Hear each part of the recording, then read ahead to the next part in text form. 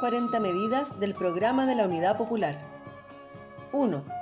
Supresión de los sueldos fabulosos.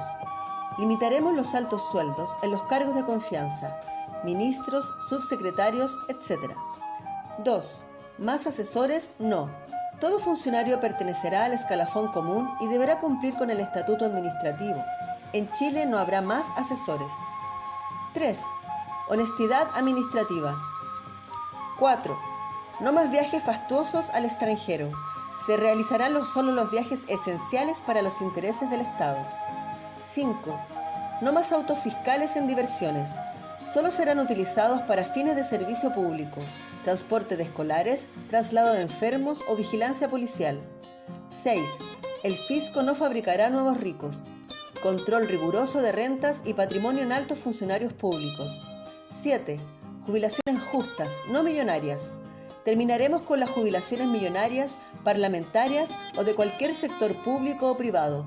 Estos recursos serán destinados a subir las pensiones bajas. 8. Descanso justo y oportuno. Derecho a jubilación a todos y todas los mayores de los 60 años. 9. Previsión para todas y todos, independientes, comerciantes, dueñas de casa, artesanos, etc. 10. Pago inmediato y total a todos los jubilados y pensionados. 11. Creación de un Ministerio de Protección a la Familia. 12. Igualdad en las asignaciones familiares. 13. El niño nace para ser feliz. 14. Mejor alimentación para los niños. Desayuno para todos los niños de enseñanza básica. 15. Medio litro de leche para todos los niños de Chile. 16. Consultorio materno-infantil en cada población. 17. Verdaderas vacaciones para los estudiantes. 18. Control del alcoholismo. 19. Casa, luz, agua potable para todos. 20. No más cuotas reajustables para la vivienda. 21. Arriendo no mayor al 10% de la renta familiar. 22. Sitios seriazos, no. Construcciones de poblaciones, sí. 23. Contribuciones solo a las mansiones. 24. Una reforma agraria de verdad. 25. Asistencia médica sin burocracia. 26. Medicina gratuita en los hospitales. 27. No más estafas en los impuestos de los remedios. 28. Becas para estudiantes. 29. Fomentaremos la educación física y el turismo popular. 30. Una nueva economía para poner fin a la inflación. 31. No más amarras con el Fondo Monetario Internacional. 32. No más impuesto a los alimentos. 33. Fin al impuesto de compra-venta. 34. Fin a la especulación. 35. Fin a la cesantía. 36. Trabajo para todos. 37. Disolución del grupo móvil. 38. Fin a la justicia de clase. 39. Consultorios judiciales en las poblaciones. 40. Creación del Instituto del Arte y la Cultura.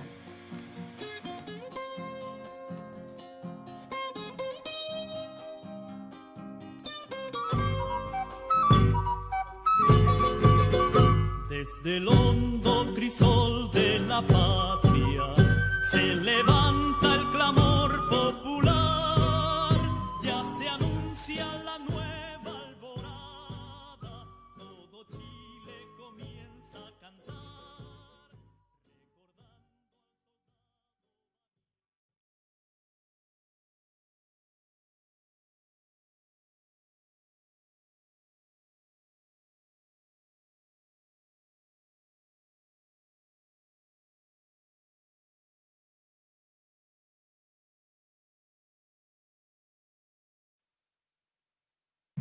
Buenas noches a todos, a todas y a todos. Les damos la bienvenida a este foro panel que hemos organizado, que hemos puesto por título A 50 años del triunfo popular, el amanecer espera, socialismo o barbarie.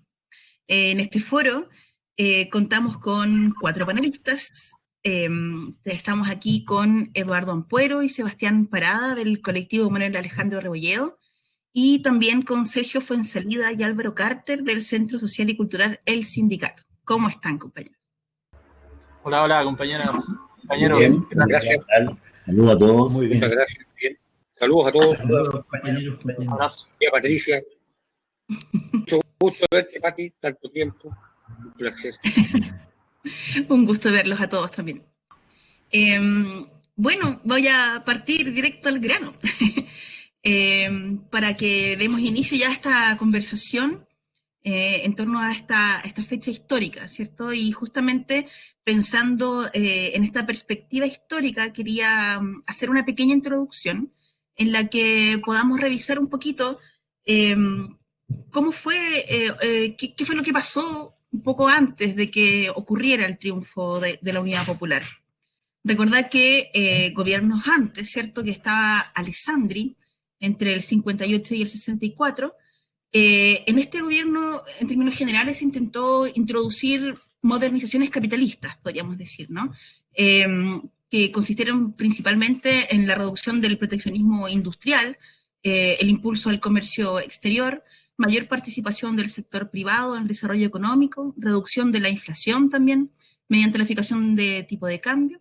Y en general se dice o se plantea, ¿cierto?, que Alessandri gobernó más bien con los empresarios y los técnicos que con los partidos políticos, a pesar de que al final requirió o tuvo que recurrir a ellos, ¿no?, para poder seguir adelante. Y recibió además un amplio apoyo del gobierno norteamericano a través de la Alianza para el Progreso. Luego, entre el 64 y el 70, fue el gobierno de Frei Montalva, demócrata cristiano, ¿cierto? El proyecto de los demócratas cristianos se construyó a partir del diagnóstico de que Chile experimentaba una crisis integral. Su programa de gobierno se diseñó a partir de la sólida opción de realizar profundas reformas estructurales en el marco del sistema democrático, sosteniendo que tanto el capitalismo como el socialismo marxista podían ser trascendidos en una sociedad comunitaria. Y para llevarlo a cabo, se propusieron poner en marcha una revolución en libertad, que denominaron ellos. Se implementó la reforma agraria, que bueno, fue continuada luego por la Unidad Popular, cuyo objetivo principal era la expropiación de la gran propiedad agraria y la redistribución de la tierra entre el campesinado, que además había empezado una gran migración hacia la ciudad. El fin del latifundio, que permitiría la modernización de los procesos productivos, consiguiendo elevar ostensiblemente la producción de productos de origen agrícola. Sin embargo, a partir de 67, del año 1967, la sociedad chilena desembocó en un proceso de creciente agitación, aumentó el nivel de lucha del pueblo, se generó un clima de ingobernabilidad y resultaron cada vez más limitados los mecanismos institucionales que posibilitarían caminos de salida dentro del marco del sistema democrático vigente. El gobierno demócrata cristiano recurre cada vez más a la violencia para reprimir las protestas y la movilización social. La crisis de este año, del 67, significó el fin de la aventura reformista burguesa. Según, bueno, en ese mismo tiempo, en el año 67 o por ahí, justamente a raíz de este desorden social, por así decirlo, surgen además diversas fuerzas políticas, ¿no? Surge el MIR, surge el MAPU, en esos años el Partido Socialista se define además como marxista-leninista. Y por el otro lado, surge también el movimiento nacionalista Patria y Libertad. La sociedad chilena cada vez más comienza a prestar atención a las propuestas que desde la izquierda hablan de cambios revolucionarios, de la construcción de una sociedad socialista como la única salida a la situación de estancamiento y de falta de oportunidades. Ni el liberalismo obsoleto de derecha que representaba Alessandri, ni el reformismo que representaba Radomiro Tomic, que fueron los candidatos, ¿cierto?, que se postularon junto a Allende. Tomic en ese momento representaba más bien a la socialdemocracia, entonces ni los liberales ni los socialdemócratas ofrecían nada positivo para superar los problemas urgentes que requería la población chilena y poder abrir un paso a un auténtico desarrollo nacional independiente. Es por eso que surge con bastante fuerza la unidad de diferentes grupos de izquierda en torno a lo que fue el programa de la Unidad Popular, que además plantea como una idea central iniciar la construcción del socialismo en Chile.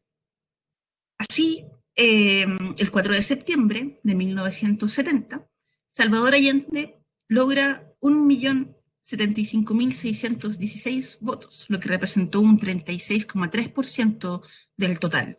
Jorge Alessandri un 34,9% y Radomiro Tomic un 27,8%.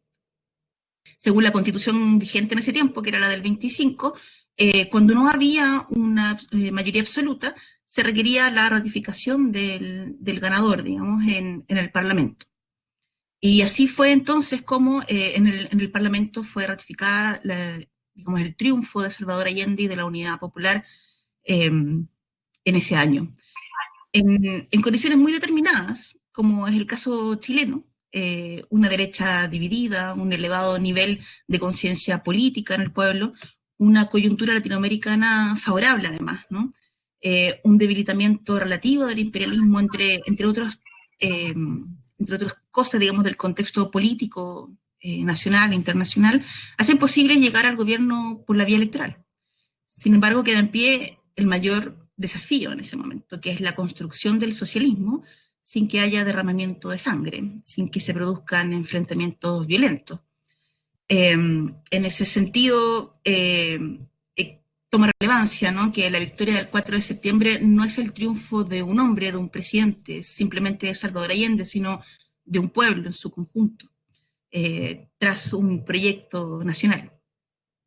Las fuerzas más significativas de la izquierda revolucionaria estuvieron de una u otra manera insertadas en el proceso político que precedió a las elecciones del 4 de septiembre. En muchas partes se integraron a los comités de la Unidad Popular, o al menos evitaron el error de llamar a la abstención. La izquierda revolucionaria comprendió oportunamente que, aun cuando ella no compartiera el método ni tuviera fe en sus resultados, debía estar junto a los obreros, a los campesinos y a los pobladores, que aún cifraban esperanzas, quizás las últimas, en esta elección presidencial. En ese sentido, el triunfo de Salvador Allende en las urnas es el acontecimiento más importante en Latinoamérica después de la Revolución Cubana, como lo consignan diversos estudios, documentales, libros, en ese sentido, ¿no? Es francamente uno de los eventos, incluso reconocido a nivel mundial, el triunfo de la construcción socialista a través de elecciones, digamos, dentro de la institucionalidad, ¿no? En este marco, entonces, digamos, haciendo un muy, muy breve resumen de los últimos años previo a lo que fuera el triunfo de la Unidad Popular, quería pedirles a cada uno que pudieran referirse o destacar al menos uno de los aspectos que a ustedes les parecen más relevantes del triunfo de la Unidad Popular como proceso, digamos, de un país, de un pueblo en lucha. Yo sé que podríamos hacer un foro solo en cada uno de estos temas, pero quizás poder al menos destacar un punto que ustedes crean que sea el que le da la relevancia mundial a este hecho. Quizás podemos partir con el compañero Álvaro.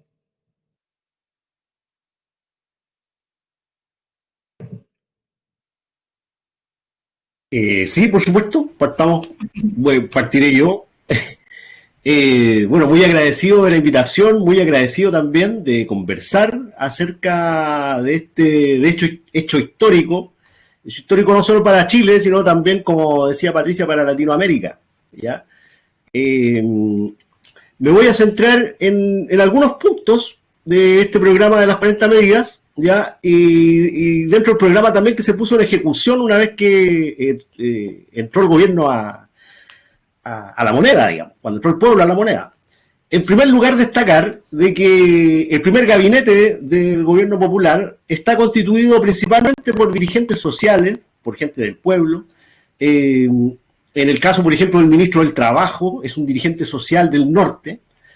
Y en el caso de, por ejemplo, el caso de la educación, que es uno de los temas también que vamos a desarrollar acá un poco, se da un hecho en el cual la educación hasta ese momento venía con un plan un poco disgregado, ¿no? La educación parvularia, la educación básica y la educación media, digamos.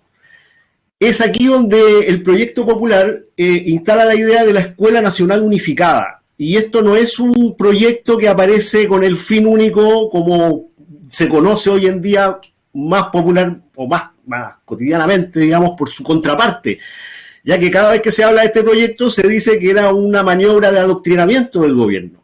Sin embargo, y muy importante lo que ha dicho Patricia, los antecedentes que hay antes del gobierno de la Unidad Popular, los antecedentes son muy importantes. Dentro de pocas cosas hablar de que el año 69, por ejemplo, mueren 11 pobladores a manos de carabineros en Puerto Montt, ¿ya? Eso no es un hecho menor ni tampoco digamos que es accidental de que ocurra luego que la elección se gane el 4 de septiembre. Y en el caso de la educación en particular también tiene su antecedente, ¿ya? Y es por eso que el gobierno popular, digamos, plantea el hecho de la Escuela Nacional Unificada como proyecto. Ahora esto parte no tampoco como una idea cupular, ¿ya? Así como muchos gabinetes del gobierno, en el área de educación también quien es nombrado ministro para esta tarea es un profesor, ¿ya?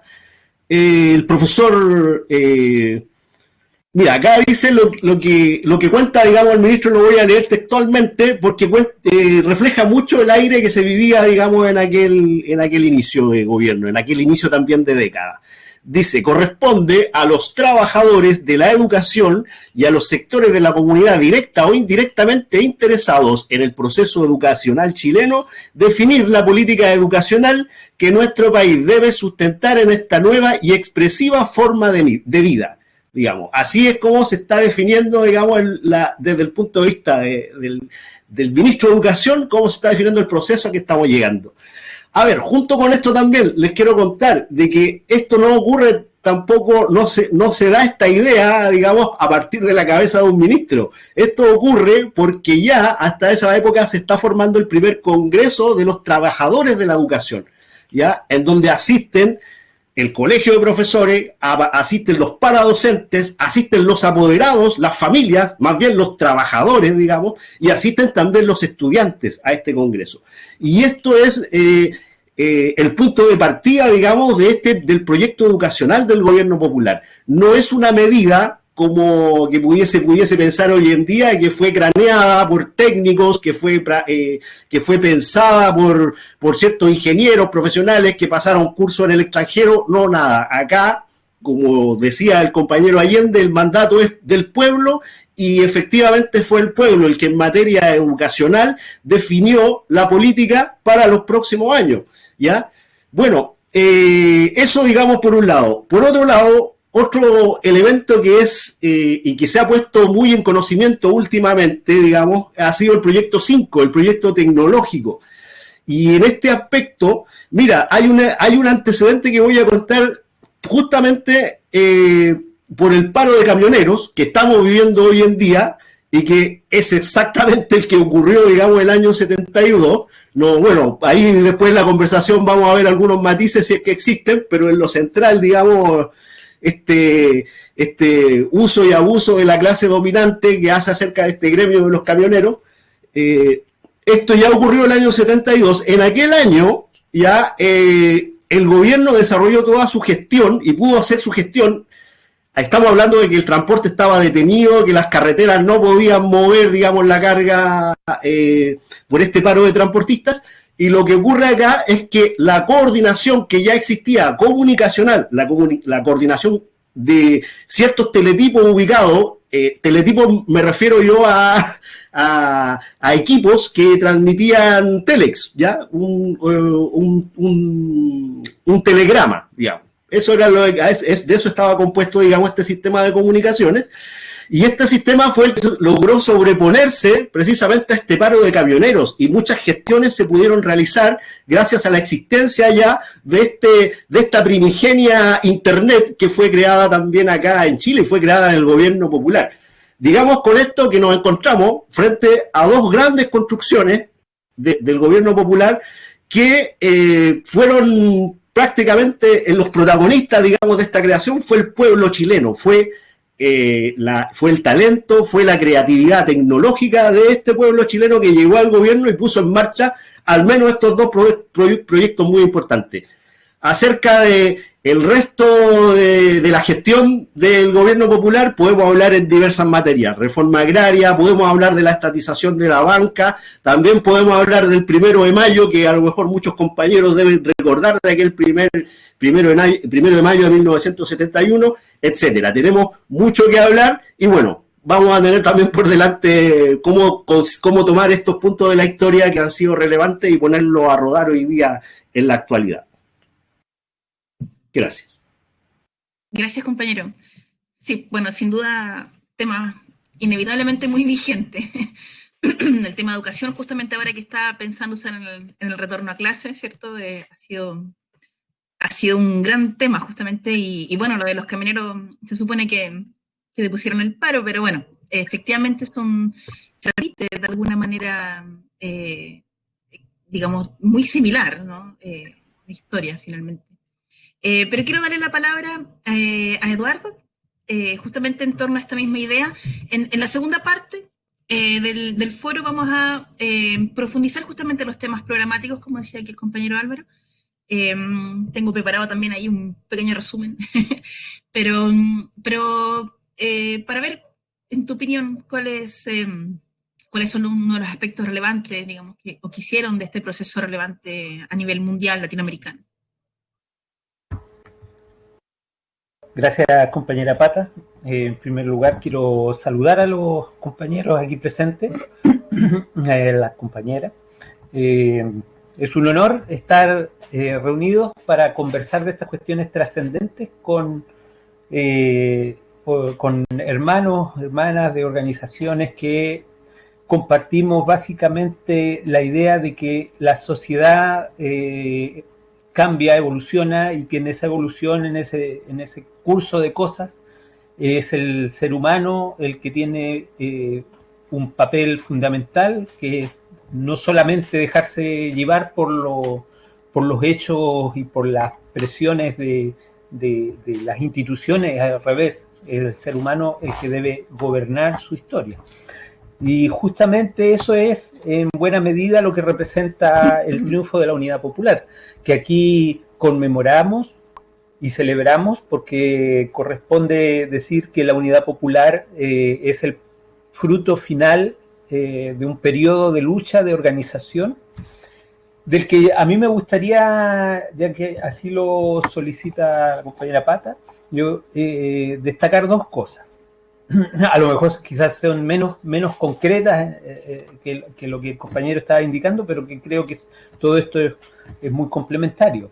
Creo que es notable desde la perspectiva actual, el que el curso de casi un siglo de luchas obreras y de organización popular llevaran a algo que resultaba increíble en el contexto internacional de la lucha de clase, que era la posibilidad de que el pueblo, utilizando los mecanismos y las herramientas tramposas, porque hay que decirlo, cuando se dice en democracia, el concepto de democracia tiene que ser puesto en cuestión, criticado, y en el contexto de esa democracia que se llamaba burguesa, y que era en realidad, ¿no es cierto?, el dominio de los patrones y de los sectores llamados de clase media del periodo del siglo XX, y que correspondían más bien a la burguesía y a sus sectores dominantes, el que se haya triunfado en ese contexto, en esas condiciones, contra marea, indica las capacidades que tiene el pueblo, las capacidades que tienen las clases explotadas y oprimidas para salir de todo entuerto. No hay nada que detenga un proceso de manera definitiva, porque un proceso histórico como el que estábamos viviendo entonces, correspondía a una necesidad de la historia, que era la necesidad de superar los mecanismos del dominio capitalista que entonces se conoció. La Unidad Popular fue la apuesta justamente de ese cambio. Y creo que una de las cuestiones que quedan para nuestras discusiones presentes y futuras justamente se refiere a cómo desarrollamos una estrategia adecuada para superar el capitalismo. Si el capitalismo es la causa del mal, de los problemas y de las graves situaciones por las que atraviesa la humanidad, que hoy día se viven, por ejemplo, en una pandemia en la que el Estado se muestra desinteresado e incapaz de asumir la responsabilidad de la salud pública, o en que el mercado simplemente vela por la ganancia de las farmacéuticas contra la necesidad de la gran humanidad. Entonces, obviamente nos encontramos en un sistema injusto. Ese sistema injusto tiene que ser sustituido. Y quizás uno de los grandes problemas que deja para nuestras conversaciones es el hecho de que esa lucha también fue derrotada. Tuvo posteriormente al triunfo popular un retroceso terrible que venía de la mano con algo que quizás en ese entonces no comprendió el movimiento popular todavía, o no existía suficiente claridad en los partidos de clase, en las organizaciones populares, que era el hecho de que el capitalismo todavía tenía mecanismos de sustitución y de superación de sus límites, y se preparaba todo un desarrollo del mismo capitalismo en su modo financiero. Eso fue de la mano con un concierto de los intereses de clase internacional, con los centros de poder, para nosotros principalmente Estados Unidos, que intervino a propósito de lo que comentaba el compañero Carter, financiando a los camioneros para que pudieran parar, porque de otro modo no sería. Y de hecho los gremios camioneros ahora, ¿qué obtienen? Obtienen mayores granjerías y privilegios. De paso, porque en realidad para lo que fueron utilizados nuevamente, para lo que se prestaron, es para levantar la guerra contra el pueblo mapuche particularmente, pero para expandir políticas de Estado represivas contra todo el pueblo, más represivas que ya las que tiene este Estado de características pinochetistas portalianas.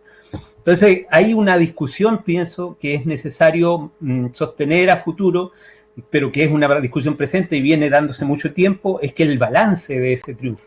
El triunfo popular necesita valoraciones y también una crítica. Esa crítica es necesaria para el proceso que viene. Y otra cosa que destacar por último, que yo creo que es para Latinoamérica en particular, si bien tiene alcances internacionales, el ejemplo que representó el proceso encabezado por Allende también indicaba que era posible muchas fórmulas de lucha, y que esas fórmulas de lucha también pueden abrirse pasos, y puede ser, yo no digo que sea exactamente eso, porque la correlación de la historia en estas cosas necesita mucho más análisis, y uno quizás no somos historiadores, pero necesitamos ese análisis. En Latinoamérica hemos tenido un proceso de gobiernos populares, no revolucionarios en el sentido clasista, que estén sustituyendo al capitalismo ya, sino que procesos que abren caminos de liberación nacional, caminos de desarrollo propio, que buscan la soberanía, que reconocen a las clases subalternas como con un derecho igual a participar. Es más, se crean instancias democráticas dentro de la misma lógica de Estado de apertura, de participación, aun cuando no haya cambiado este sistema, pero son procesos que se han producido con este antecedente histórico que fue la Unidad Popular, digno de análisis, digno de discusión para la evaluación de lo que podremos hacer en Chile nuevamente en este periodo que viene. Eso. Gracias, compañero. Efectivamente, bueno, justamente aquí queremos quizá hacer un poco, ¿no?, esa evaluación, ese balance histórico necesario para poder justamente tomar lo que nos sirve, desechar lo que nos equivocamos y ver cómo seguimos avanzando, ¿no? Yo creo que es una de las tareas de las organizaciones que nos decimos o nos concebimos como de izquierda, de concepción revolucionaria también. Sigamos con esta conversación, ya habiendo tomado quizás dos aspectos diferentes de este proceso. Así podemos continuar con el compañero Sergio respecto de este mismo tema, de la valoración, ¿cierto?, del proceso de la Unidad Popular, del triunfo de la Unidad Popular. Está silenciado, compañero.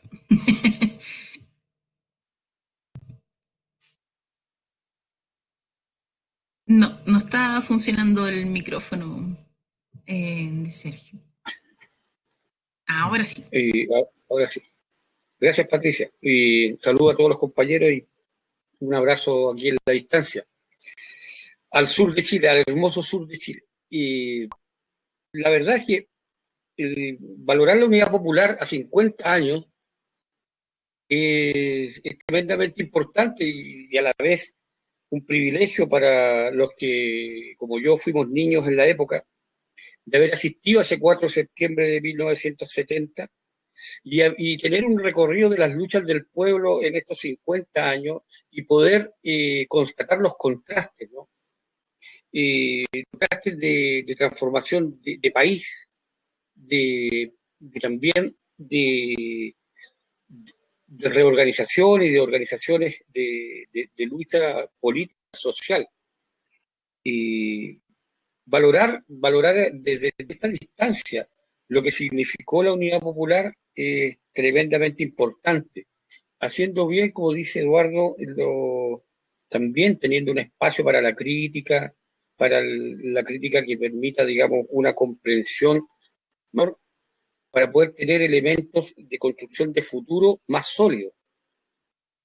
Pero la Unidad Popular, que alcanza el triunfo del 4 de septiembre en el año 70, respondió, digamos, tal como lo hizo el presidente Allende en una de las partes de su discurso de celebración, respondió a un anhelo acariciado a lo largo del tiempo de un pueblo que fue sistemáticamente sojuzgado, engañado, explotado y abusado por los distintos tipos de gobierno que ocuparon la moneda. La oligarquía en Chile tiene aún hoy día, más que nunca, un papel preponderante en ese rol de dominación de las grandes mayorías. Tuvo un descuido que casi fue fatal para ellos, cuando las fuerzas populares, las fuerzas que encarnaban aires de transformación y cambio y justicia social, lograron tomar el control político por un breve momento. Y bastó ese solo breve momento histórico en que las fuerzas del pueblo organizado tomaron el control político de la nación para que verdaderamente fuese la única revolución o el intento de revolución verdadera que ha tenido nuestro país.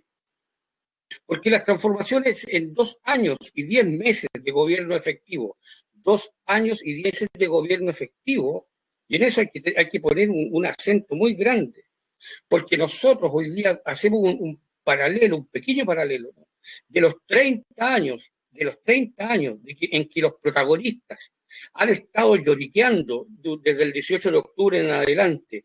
Vale decir, me refiero a las cúpulas políticas de estos partidos de hoy en día, han estado lloriqueando de que no han sabido hacer las cosas, de que no han podido colocar justicia ni en la educación, ni en la salud, ni en la vivienda, ni en el libre tránsito, ni en lo económico, en ningún aspecto.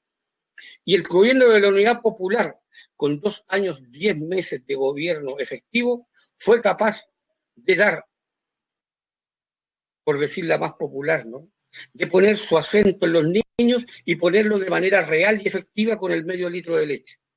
Con las transformaciones en la educación que permitieron, digamos, no solo la construcción de más y mejores establecimientos educacionales que faltaban, sino que también la incorporación de muchísimas decenas de miles de niños y niñas a la educación formal.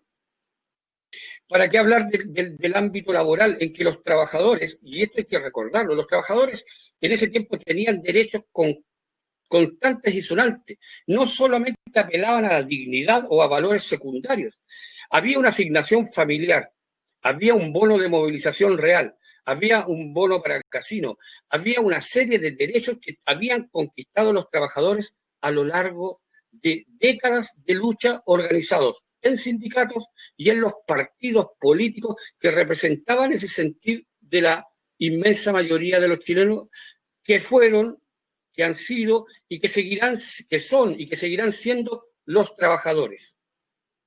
Luego, el triunfo de la Unidad Popular se puede decir sin lugar a dudas que es el único verdadero triunfo de la inmensa mayoría de los chilenos, que son los trabajadores. Tengan ellos conciencia de sí o no la tengan, porque ahí está el tema, donde no podemos colocar nosotros esto o movernos a tema de ilusión idílica. No todos los trabajadores y trabajadoras de nuestro querido país tuvieron la profundidad para aprender el proceso que se había dado adelante, ni la fuerza, ni las condiciones para poder haber anticipado una maniobra criminal de origen exógeno, como son los Estados Unidos, y con la connivencia permanente de las oligarquías criollas que están siempre puestas a servir al amo imperialista. En eso tenemos, digamos, vacíos, o tuvimos ciertos vacíos que nos han costado caro. Nos costaron caro, es cierto. El gobierno de la Unidad Popular, políticamente, como gestión y como diana clavada en el toro de la injusticia, es la marca con la cual nosotros debemos medirnos. Cuando digo nosotros, digo como pueblo. Seguramente caminos nuevos y unas nuevas recomposiciones para no cometer errores.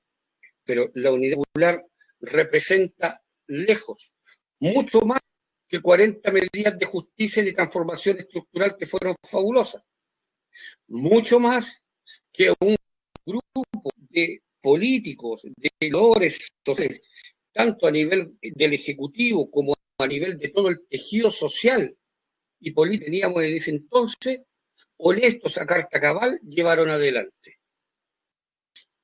Hoy es día que estamos repletos de corruptos, y que lo recordaba con una conversación con un profesor.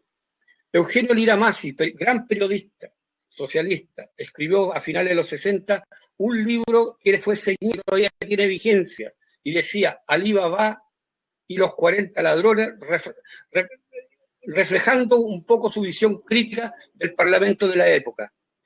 Eso queda pálido respecto de los sinvergüenzas y ladrones que hoy día abundan en el Parlamento de Chile. La corrupción a la que asistimos hoy día como pueblo y que ha llegado a niveles tal que declaran y lo confiesan por las pantallas como si fueran estrellas del rock, que por lo menos reconocen que han estado implicados en sobornos, en corrupción, etcétera, etcétera. Eso estuvo ausente en la totalidad de los funcionarios, de los políticos, de las dirigencias de la Unidad Popular del año 70, y que fue, digamos, ferozmente vilipendiado, ferozmente difamado, injuriado, etc.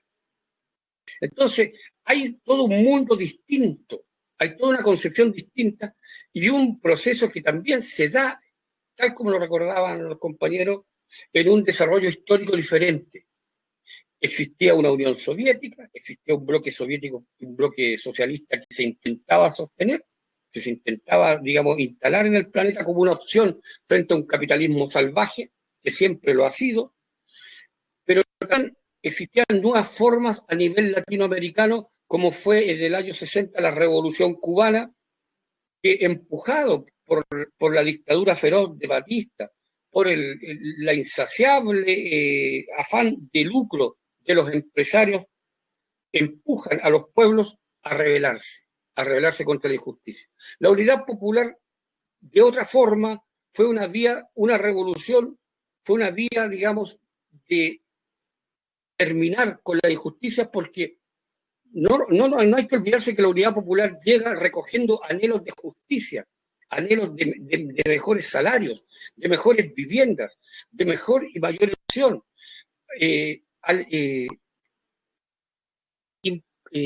hastiada de que el grupo móvil de la época, ¿no?, los carabineros, desgraciadamente, tal como hoy en día, cada huelga, cada manifestación popular la reprimían a balazos, a lumazos, con heridos, con muertos, con injusticia. Y a tal punto que el grupo móvil de la época tuvo que ser disuelto por la Unidad Popular e intentar un perfeccionamiento en un grupo que después se llamó de Fuerzas Especiales y que hoy en día cumple una verdadera fuerza de criminales sueltos cuando se trata de reprimir una manifestación popular. Porque lo que hace Carabineros hoy en día no tiene nada que ver con la concepción inicial que tenía las fuerzas especiales al momento de que se forman durante el gobierno de la Unidad Popular. Era todo distinto. La Unidad Popular marcó un hito en un mundo distinto, en un mundo en donde el capitalismo todavía tenía que ganar espacio de ganancia, haciendo mayor producción, incorporando más gente en la fabricación de los productos y con una forma, un modo de acumulación distinto al que hoy en día tenemos y que en alguna medida tenía ciertos rasgos más humanos que no tenía que ver con este monetarismo salvaje en que el capitalismo está empeñado hoy en día a nivel mundial, con este monetarismo que a nivel local es fuertemente desarrollado incluso por aquellos que, cual apóstatas de su pasado, lo llevaron adelante. Los gobiernos de la concertación, sobre todo de aquellos gentes que en su momento tuvieron en la Unidad Popular, también son responsables de esta claudicación ideológica y nos tienen como nos tienen. Eso podría decir yo por el momento. Gracias, compañero.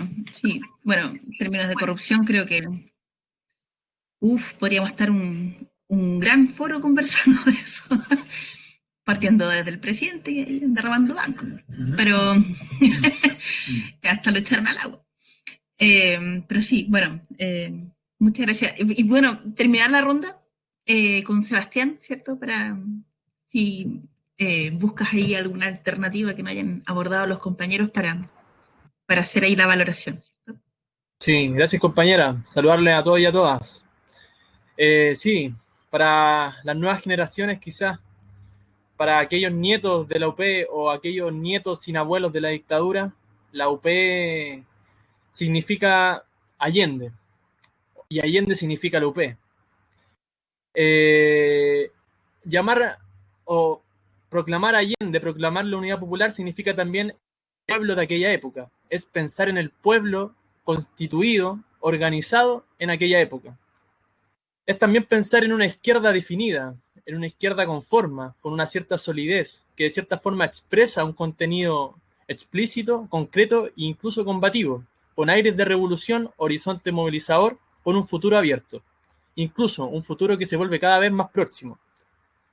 Hablar desde 50 años del triunfo popular es hablar de la inevitable nostalgia que se apodera de cada uno de nuestros corazones, de cada uno de nuestros sueños frustrados y de cada uno de estos acercamientos a la barbarie, ¿no? El amanecer espera, el nuevo amanecer como nuevo, en tanto nuevo, es el socialismo, pero el nuevo amanecer que nos espera todos los días en el neoliberalismo es la barbarie. Y la barbarie no fue más que el método, la forma en que se instaló el neoliberalismo, en que se implementó y se arrasó con la Unidad Popular. A través de la barbarie, si no, no hay neoliberalismo. A través de la barbarie, si no, no hay actos inhumanos, no hay violación a los derechos humanos, no hay bestialidad capitalista, como decía el Che Guevara, ¿no?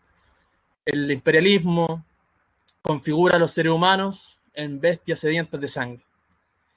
Hablar de la Unidad Popular es también hablar del poder popular, que en tanto popular consideramos ahí la clase explotada, la clase asalariada, pero no tan solo hoy en día como en este poder popular manoseado en que todo es poder popular cuando venga de abajo, ¿no? Como con estas connotaciones oportunistas, algunos le llaman abajistas. El poder popular tenía o yace en sí su poder en las conquistas de la producción, en la relación entre las fuerzas de trabajo, en relación de la conquista de la economía, en relación a que el trabajador o trabajadora ejerce su poder en cuanto a cómo debe direccionar la vida a través del trabajo. El trabajo como condición ineludible del ser humano.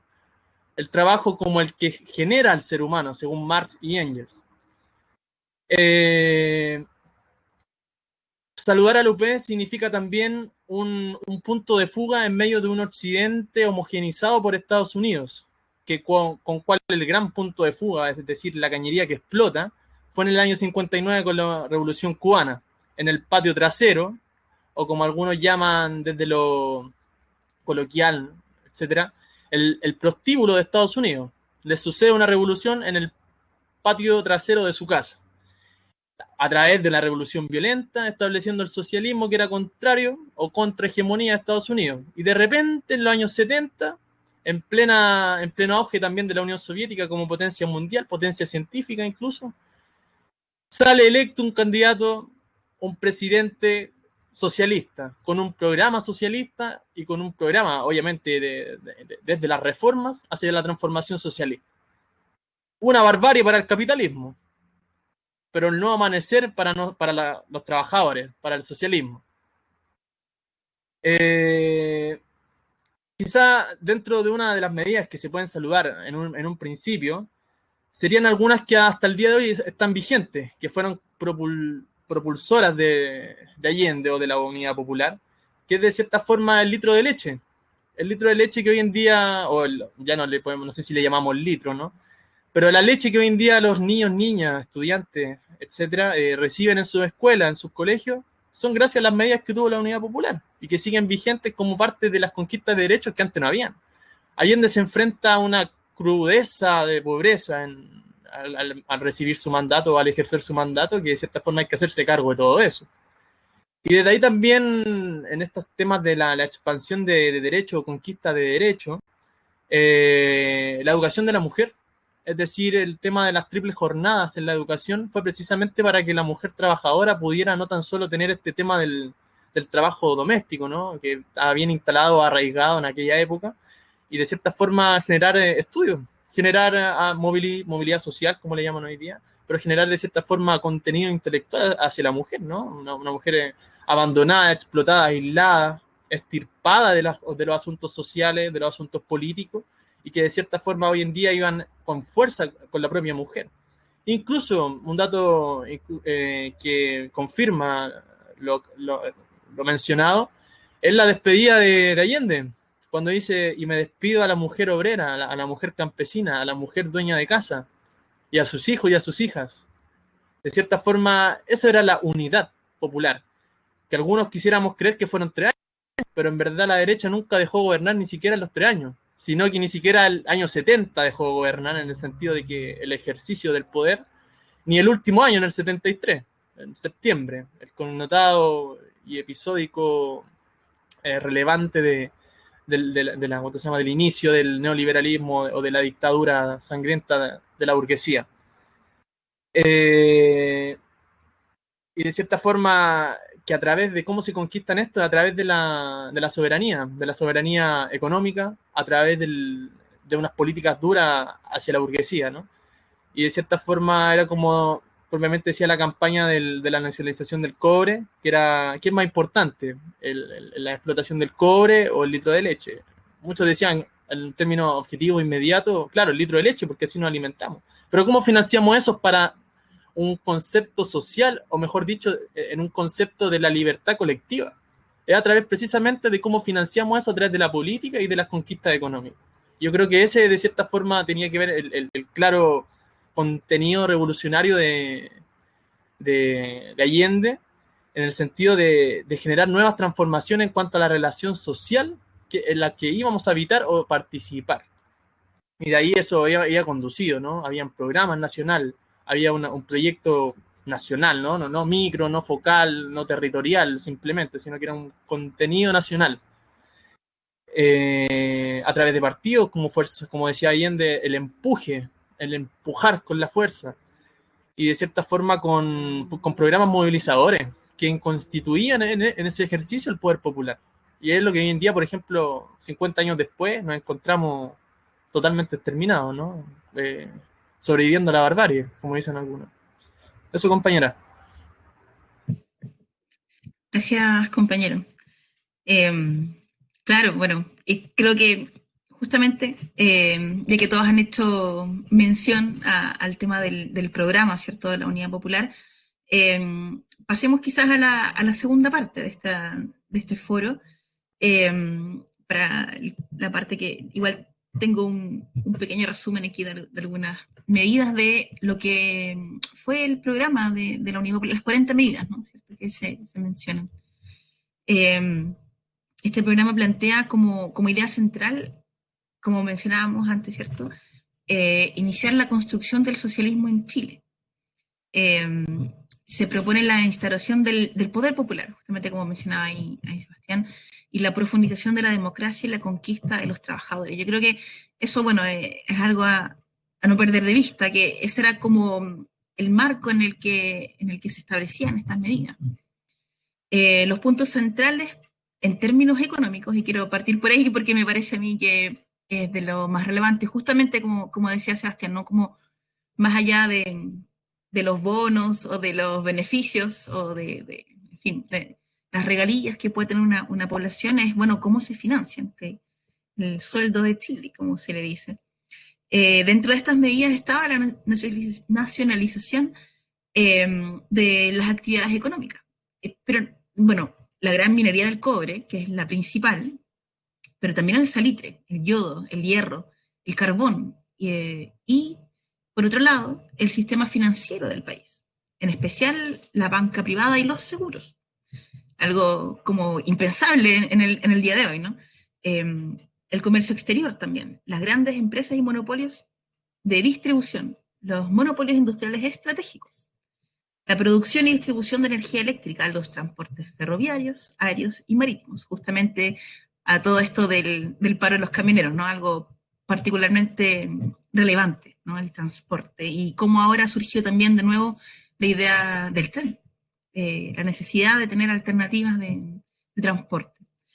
También se planteó la nacionalización de las comunicaciones, la producción, distribución y refinación del petróleo y sus derivados, incluido el gas licuado, la siderurgia, el cemento, la petroquímica y la química pesada, la celulosa y el papel.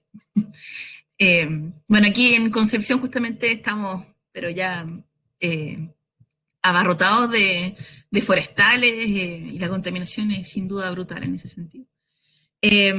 También eso como gran, digamos, punto, creo yo, que es el tema económico.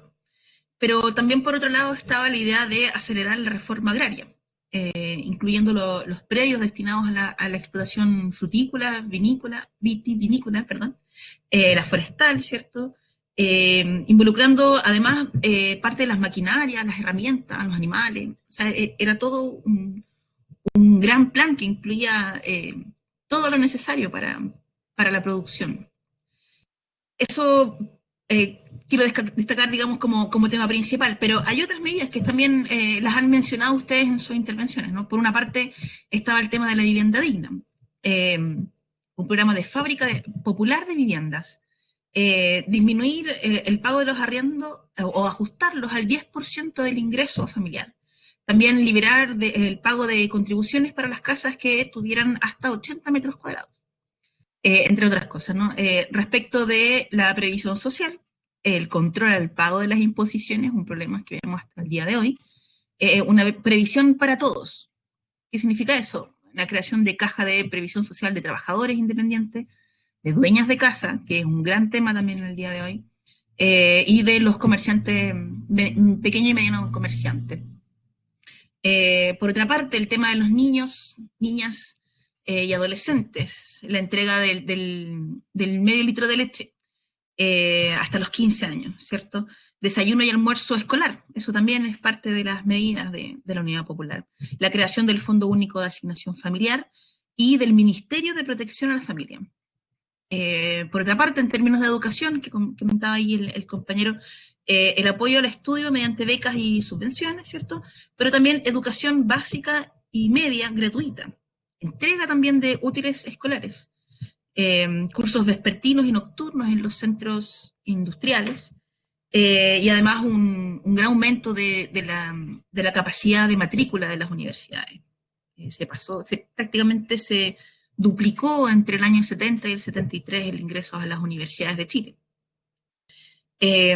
Por otro lado, también el tema de la salud, que también se ha mencionado y que tiene mucho que ver con justamente lo que estamos pasando ahora en esta pandemia, ¿cierto? Atención médica gratuita, hospitales, respecto de exámenes y medicamentos, una rebaja considerable en precios de medicamentos, consultorios materno-infantil en todas las poblaciones. Y otro tema también que me pareció importante poder mencionar justamente al alero de la contingencia es sobre los pueblos originarios, y que se planteaba la conservación de las comunidades, la recuperación de las tierras usurpadas y la ampliación de tierra mapuche mediante la reforma agraria. La conformación del Instituto de Desarrollo Indígena también, bueno, y entre otras cosas. Aquí destaco, en realidad creo que no alcanzan a ser las 40, pero por lo menos a lo que a mí me parece de las medidas más relevantes que se implementaron durante la Unidad Popular. Y en esta segunda parte, que en realidad quisiera que pudiéramos conversar un poco en torno a las proyecciones, ¿cierto?, de este proceso de lucha popular, de este proceso colectivo en el que participaron diferentes fuerzas de izquierda, pudiéramos tomar eso como, o ver qué es lo que hay ahí que podemos tomar como aprendizaje para las luchas populares que vemos hoy, desde el 18 de octubre, y de justamente las demandas que se han ido levantando, y a puertas a este posible, yo todavía lo pongo en duda, pero posible proceso de cambio de la Constitución. De alguna manera, el proceso de la Unidad Popular está más vigente que nunca. Entonces, bueno, quería preguntarles algunas cosas ahí en ese sentido, y vamos a ir dando otro pimponeo. Vamos a partir ahí quizás con Eduardo, en este sentido y de lo que venimos conversando, ¿cierto? ¿Cómo crees tú, cómo ves tú, o de qué manera crees que está vigente, o si es que está vigente, la construcción socialista? Yo sé que es una gran pregunta, pero o digamos una pregunta muy amplia, pero justamente pensando en esto, ¿no? El proyecto de la Unidad Popular era abiertamente una construcción socialista, se planteaba en esos términos. Sin embargo, luego de la dictadura es algo que hemos perdido, no se ve, excepto ahora. Yo creo que ahora, al alero de la revuelta, se ha vuelto a tomar la bandera del socialismo y de procesos revolucionarios. Se habla de eso también. Entonces, me parece a mí que es algo que está más vigente que nunca. ¿Cómo lo ves tú? Bueno, yo creo que el proceso que llevó la Unidad Popular representó esencialmente problemas y necesidades muy propias de los sectores populares. Había una necesidad general de país de un desarrollo económico, social adecuado para un modelo de proyecto, ¿no? que consistía en que el país tuviese esas condiciones de desarrollo soberano, ¿no es cierto?, de control social, donde la sociedad podría ir obteniendo mayores grados de bienestar que irían de la mano con los mayores grados de justicia, que significaban, por supuesto, tocar intereses del gran capital y a veces también del mediano capital, ¿no es cierto?, de los capitales, no siempre los más poderosos, pero el proceso iba de la mano con la necesidad concreta de la gente. Y eso, bueno, fue apabullado por la imposición de una dictadura feroz, criminal, genocida, en la que se cultivó un proceso de financiarización de la economía, de saqueo masivo de las riquezas nacionales, de destrucción de las políticas sociales y de las garantías de Estado sobre los derechos sociales, de descomposición de los derechos obtenidos por la lucha de la clase obrera a lo largo del siglo XX, que incluían, por ejemplo, derechos laborales, que luego terminaron, ¿no es cierto?, en lo que ya conocemos como, en tipo de dictadura, el plan laboral, que termina siendo hoy día una legalidad que impide el derecho de la clase trabajadora en este régimen de negociar. Y en la práctica somete a la gran mayoría de la sociedad a los intereses de los grandes capitales, que son los que obtienen la gran ganancia. Entonces, me parece que aquí es interesante darle una vuelta antes de incluso entrar en lo que preguntas tú, compañera, al hecho de que la intervención del gran capital y de la lógica de dominio se tradujo en el desarrollo de una ideología también. Es una ideología, de un modelo ideológico que le llamamos neoliberalismo. Y ese modelo ideológico, desde su implantación, tuvo características totalitarias. Yo siempre me llama la atención que nadie pareciera que hace esa asociación entre el totalitarismo del que tanto hace propaganda los intereses de la burguesía, al totalitarismo que tenemos de hecho. Una vez que se implanta este régimen en Chile, de la mano con Milton Friedman, ¿no es cierto?, de que esto fue una, además, importación desde Estados Unidos, desde el imperio mismo, y que esa implementación en Chile necesitaba un verdadero lavado cerebral para toda la población, que es el modo de vivir neoliberal que nosotros caracterizamos, y bueno, esto se ha tratado desde mucho tiempo, como con las características del consumismo, que está en el centro de todo, que es el beneficio del mercado, de la producción banal, de la producción de saturación innecesaria, de los productos desechables, de la cosa que no tiene necesidad básica, sino que se construye sobre un supuesto de progreso individual, el individualismo, la lógica de que el ser humano es egoísta de por sí como una filosofía. Todo eso se implantó en aquel tiempo en que Fukuyama dijo que este era el fin de la historia y que esto era todo y que aquí nos quedábamos. Pero la historia ha seguido dando vueltas y es el mismo régimen que se impuso a sangre y fuego, y que por el hecho de que se impuso a sangre y fuego tiene eso una consecuencia que nos obliga a construir, cuando este mismo modelo se desgasta y cae, nos obliga a construir sobre bases que nos lleven a una discusión y a una preparación de condiciones que en gran medida fueron destruidas. No solo con la aniquilación de los partidos y de las direcciones de la clase trabajadora, sino que además con la imposición de un modelo en el que vencer al vecino está por sobre toda relación anterior. No hay solidaridad, porque la solidaridad finalmente es una cosa que se refiere solamente como una cuestión hipócrita. Entonces, lo que hoy día creo que es necesario es que, como en tiempos de la lucha de la Unidad Popular, necesitamos tomar las reivindicaciones del 18 de octubre como la expresión más concreta de la necesidad del pueblo para construir un programa, para construir una estrategia que lleve a cumplirla.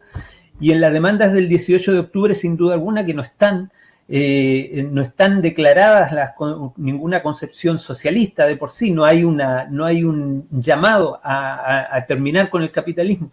Sin embargo, en esas demandas están contenidas de manera inevitable los elementos que señalan la aniquilación del capitalismo. El capitalismo es la construcción justamente de estas condiciones laborales, es la construcción de esta ausencia de derechos sociales, es la construcción de este Estado subsidiario que lo que hace es beneficiar a los grandes grupos económicos y pagar favores como les paga ahora a los camioneros, y es el abandono de las grandes capas sociales que son clase trabajadora y que han sido convertidas supuestamente en una clase media. Pero este sueño cae. Entonces es la hora de tomar estas reivindicaciones del 18 de octubre y traducirlas en ideas del desarrollo de un proyecto de transformación que permita la soberanía de Chile que significa también la democracia más superior por sobre cualquiera otra de estas fórmulas que se ha implementado, incluido este régimen electoral que impide que de la población y de sus clases subalternas surjan expresiones alternativas, porque obliga a que sean los mismos grupos neoliberales y liberales supuestamente democráticos, pero que sostienen este régimen, los que obtienen, digamos, el control del poder político. Entonces, ahí están las reivindicaciones del 18 de octubre, la necesidad de una previsión general para la clase trabajadora, que no existe, para llegar a alcanzar un sistema educacional digno y a la altura de las necesidades de este desarrollo nacional como país, a propósito de lo que el compañero había contado al principio con los logros de la Unidad Popular, ¿no es cierto?, con sus programas. Y vamos a encontrar mucha relación entre lo que logró la Unidad Popular con su triunfo, con las necesidades que tiene en este momento la clase trabajadora y las mayorías populares expresadas en la reivindicación del 18 de octubre. Entonces necesitamos tomarnos de ahí, quizás ese es un punto concreto y sólido desde donde comenzar a construir un programa de transformación social que no puede ser otro a un proyecto estratégico socialista, pero necesitamos también ubicarlo en las necesidades inmediatas y en la urgencia y en las condiciones que tenemos, en un proceso que todavía tiene que generar nuevas fases de desarrollo. En este momento es necesario una refundación del Estado, eso es indudable, y esa necesidad es lo que la burguesía ha tratado de traducir en un proceso que por supuesto busca dominar, que es el proceso constitucional. Gracias, compañero. Me voy a tomar un poquito de lo mismo que mencionabas al final, quizá, para preguntarle a Sergio, justamente. Compañero, si podría de alguna manera, actualizándolo, pero de alguna manera el programa de la Unidad Popular podría ser de alguna manera el proyecto de la revuelta del 18 de octubre. Haciendo, digamos, obviamente las comparaciones, digamos, hay cosas que han cambiado, pero ¿se podría retomar de ahí? Sí. Y yo pienso que no es forzar las cosas, tomar el 18 de octubre como un puente, ¿no? Un puente o como un punto, digamos, de llegada de una situación de maduración y además de análisis, ¿no? De análisis colectivo en el largo plazo. Mira, las reivindicaciones, el hastío, el ya no dar más, que dejó clarísimo la población del pueblo de Chile en su salida a la calle, en sus caceroleos, en las manifestaciones, en todas sus expresiones, fue porque no querían una predicción de miseria, porque no querían tener más deudas educacionales, porque no querían humillación en los tratamientos, ¿no? en los hospitales, porque no querían más discriminación, porque no querían más humillaciones, porque de verdad estaban hasta la coronilla del abuso que constantemente se entronizó en nuestro país en dictadura adelante, del que tiene el poder económico, pone la música, pone las reglas, pone la pista de baile, pone el cómo se baila e impone todo, absolutamente todo. De eso se hastió la población, yo creo que por varios motivos. Uno, porque no hay paciencia que aguante. Segundo, porque las generaciones nuevas vienen además dispuestas a vivir su vida de mejor manera. Y tercero, porque no hay condiciones para seguir soportando esta cantidad de abusos, esta cantidad de atropellos y abusos sistemáticos de aquellos que asaltaron el Estado de Chile, porque lo que hicieron fue un verdadero asalto, saquearon el patrimonio que era de todos los chilenos. No nos olvidemos que el término privatizaciones significa que un puñado de sujetos se robaron las empresas que eran de propiedad del Estado, es decir, de todos los chilenos, e hicieron de eso su principio de acumulación primitiva para poder colocarse en las ligas mayores de las oligarquías y de las burguesías que entran en el circuito mundial económico que reordena Estados Unidos. Pero eso es mediante el asalto. Yo quiero, digamos, yo voy a subrayar esto, de la condición criminal de la derecha y del empresariado, que no es novedad en el mundo entero, pero que en nuestro país exageró porque lo que hicieron, digamos, con las empresas públicas fue lisa y llanamente robárselas. Eso está todo, digamos, prácticamente demostrado. Sin embargo, existen toda clase de obstáculos para investigar acerca del proceso de privatizaciones de las empresas. Otra cosa es que ese asalto al Estado lo hayan hecho ocupando las Fuerzas Armadas que son de la República, mediante sujetos que no supieron responder a la altura de la responsabilidad que les cabía, que eran los generales de la época, generales que no solo traicionaron el juramento, la palabra de fidelidad con el gobierno legalmente constituido y que representaba al pueblo de Chile y que encabezaba Salvador Allende, sino que generales que traicionaron incluso el concepto de patria y de responsabilidad patriótica que les cabía, porque abrieron las puertas para que todos los capitales extranjeros se vinieran también a apoderar de lo que era patrimonio nacional. Entonces, toda esta construcción que hacen por la fuerza y que luego legitiman a aquellos apóstatas de sus ideas y de sus roles políticos dentro de lo que fue los años 70 o de lo que fue las ideas de izquierda de la época, ellos construyen este asalto al Estado, lo reformulan y lo colocan completamente al servicio de la burguesía nacional y, por supuesto, de la burguesía de los grandes intereses de las corporaciones extranjeras.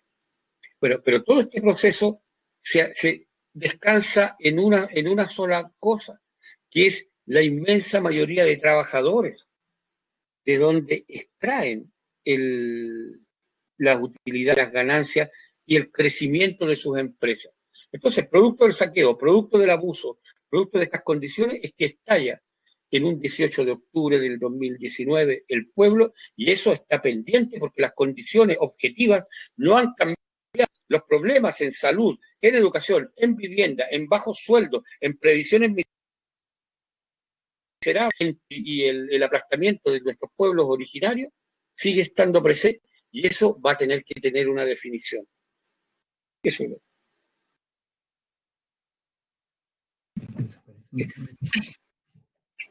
Gracias, compañero. Parece que Eduardo algo igual le pasó. Bueno, vamos a ver. Por suerte ya habló. Ahora esto. Bueno, quería seguir con el compañero Sebastián.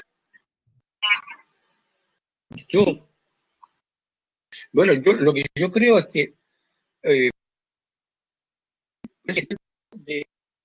en el enlace que existe con aquello que fue arrebatado al pueblo es el momento en que el pueblo tenemos que tener la claridad, la sapiencia, ¿no? Y la reflexión profunda para saber cuáles son las organizaciones y el camino que hoy día debemos darnos, porque ciertamente aquí hay lo que decía Eduardo hace un momento, hay un sojuzgamiento de clase, de una clase que se impuso mediante las armas y mediante la dictadura, luego mediante el engaño, y han gobernado durante estos 30 años. Hasta aquí dejo para que el compañero Eduardo haga uso de su tiempo. No, sí. Iba a seguir con Sebastián para que hagamos la ronda completa. Pero muchas gracias, compañero Sergio.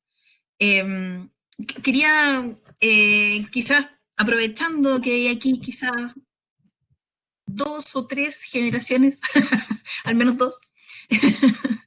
Y claro, bueno, Sebastián, tú fuiste estudiante, ¿cierto? En el 2006, para la Revolución Pingüina.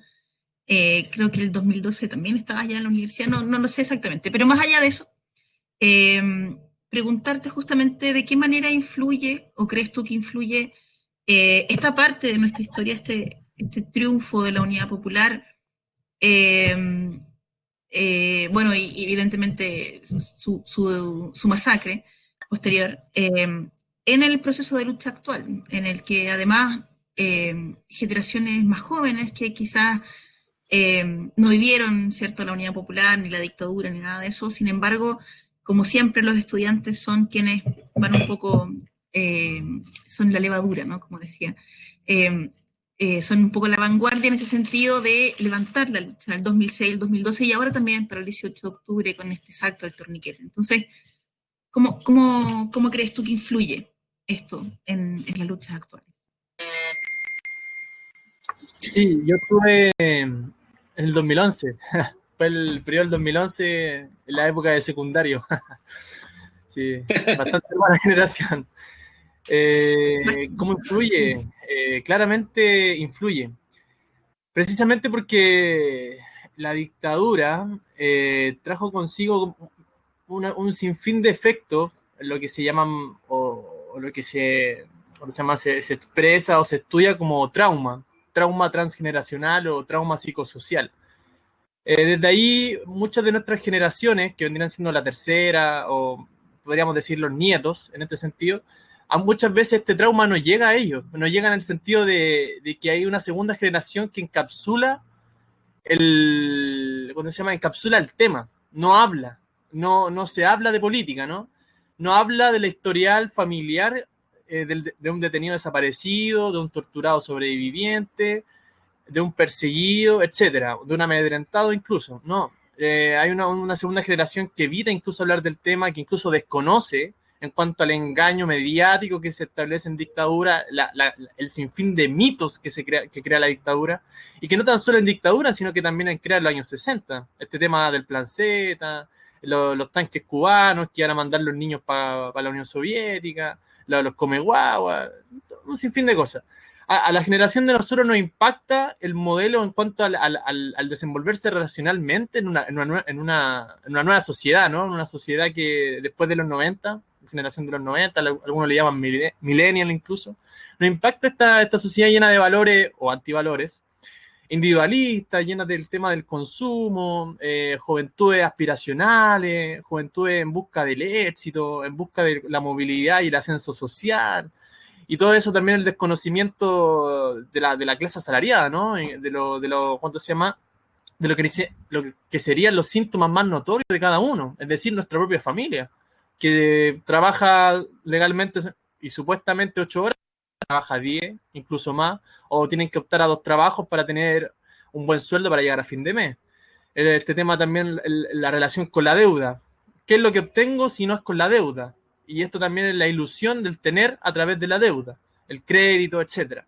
Lo mismo, la educación. Somos una de las generaciones posteriores también, quizá 90, 80, de las que se endeudan para entrar a la universidad, es decir, endeudados como clientes para consumir educación, en la cual nos formamos como obreros calificados en una mayor espacio, en una mayor área del mercado, ¿no? A donde podemos ir a depositar nuestro sueño americano, realizar nuestro sueño americano, etcétera. Y estos son valores netamente capitalistas, valores estadounidenses, extranjeros, etcétera. Nos impactan en ese sentido.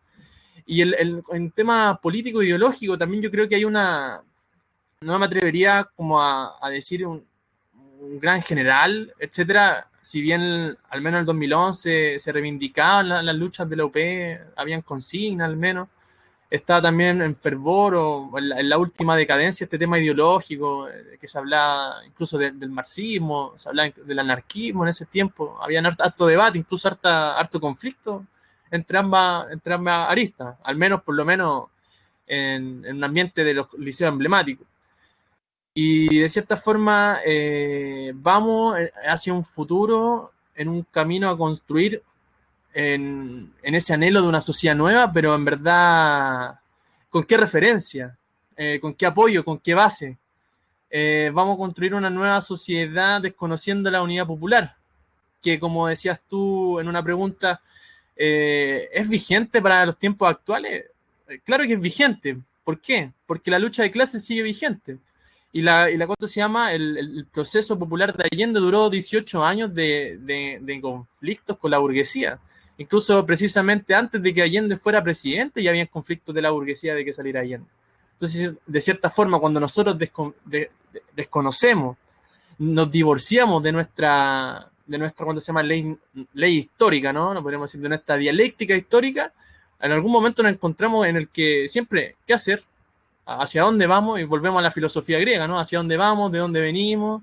y por qué estamos aquí, ¿no? ¿Por qué hay cuando pudo no haber habido? Entonces nos encontramos con todas esas cosas que al final hoy en día la academia intenta relativizar y nos lleva dispersos en cualquier lado, y con este discurso también predominante de que las ideologías mueren, ¿no? Que las ideologías murieron, ya no hay un metarrelato, ya no hay un objetivo gigante, ¿no? Sino que solamente el individuo por el individuo, el valor individual por sobre todo, ¿no? El culto al individuo, el culto al individualismo, y de cierta forma eso no nos hace tener horizonte movilizador, porque los horizontes movilizadores se dan a medida que son colectivos, se hacen con el colectivo y dentro del colectivo, haciendo incidencia colectiva para el colectivo. Y de cierta forma eso les pasa mucho a las generaciones universitarias hoy en día, pues, que logran su título como esfuerzo personal, esfuerzo individual, y ahí la justificación de la familia, y se olvidan de todo, pues. Nos olvidamos de dónde venimos, es decir, el médico que sale de la pobla y no ejerce en la pobla, ¿no? Se va a una clínica, o los profesores, grandes profesores, quizás valorados o no, pero se van al nido de águila, al verbo divino, y olvidan totalmente, cuando se llama devolverle la mano a la pobla, como algunos dicen, ¿no? Devolverle la mano a tu condición de clase.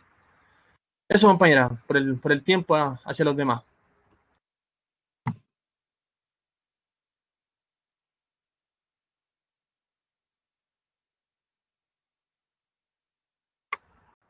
¿Está silenciada, Patita? Está silenciada. Ahí sí, ahí sí. Entonces, pues decía que para terminar la ronda y terminar aquí con el compañero Álvaro, los últimos serán los primeros y al revés, por eso decía.